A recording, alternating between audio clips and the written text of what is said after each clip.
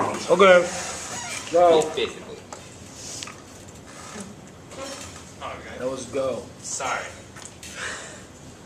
This and outweighs in terms of case A's magnitude hedges key to prevent nuclear war, conclude the rise of another hostile rival and the resulting Korean War, nuclear war threatens the survival of the planet. B's probability our alliance with South Korea and our bases there are the only thing that's stopping Korean tensions from going nuclear. When the act collapses, the alliance, Korean war, nuclear war is all but guaranteed. C is time for Korean tensions to heighten to the point that when we leave North Korea, we'll decide that it is now the time to strike. Now China and the US have been fighting for supremacy for years, and the reason we have his fusion advantage isn't in time for self-obsession because it would take years longer to develop the Korean War would kill us all. In D terms of case, we have lots of bases in East Asia, which are a critical part of our ability to exert hedge, plan, collapse the alliance, because we probably don't get to have bases in this country anymore. Collapse hedge and D. Their ethical obligation means nothing if we all die within the next year because of the Korean nuclear war. There is no reason why you should validate their ethics argument if we all die sooner than it's possible to colonize. And 2 we see 2 and 4 are uniqueness. Group them first. Obama's going to pass gift in TAA. That's Twitter 6-7.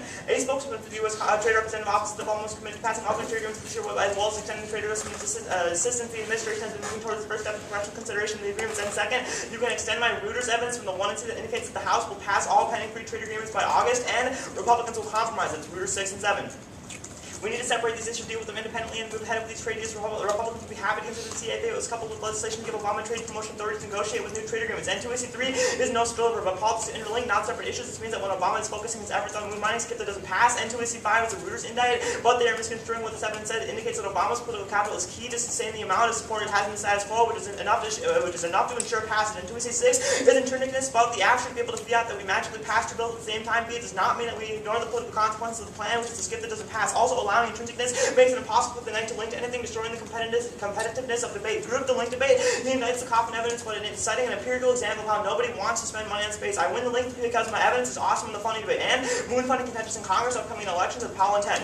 The Obama administration faces uncertainty about whether Congress will provide an full $19 billion of the current fiscal year called for. It brings up the congressional appropriations in November to actually vote on money. The 600-pound gorilla here is the U.S. economy that we need a fiscal responsibility across all the agencies. NASA, Bush Air, Back to the Moon, Constellation Program with behind schedule of over budget, not achievable without $3 billion more. The realities are very clear, and moon funding is unpopular. It's September 425.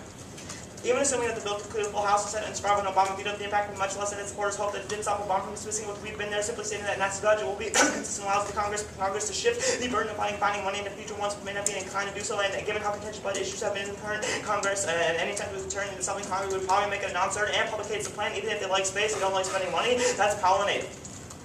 Key arguments by supporters of increasing NASA funding are downrising the name with public voters who strongly approve of space, but they're all electing to pay more to finance new initiatives. Two of three Americans were not alarmed by the prospect that China plans to send astronauts to the moon by 2017. And 2AC9 is winners win, but the plan is not perceived as a win because the public doesn't want to fund it in the first place. And if it wins, that space is unpopular, then this is another reason why it wouldn't be perceived as a win. It means the plan caused skip to fail. And 2AC11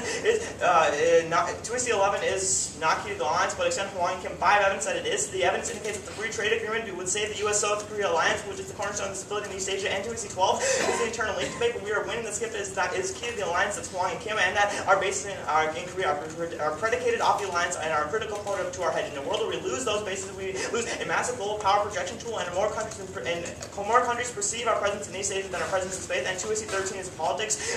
Politics says are bad, but a real word, political capital is real. There's a trade-off between bills. B is education.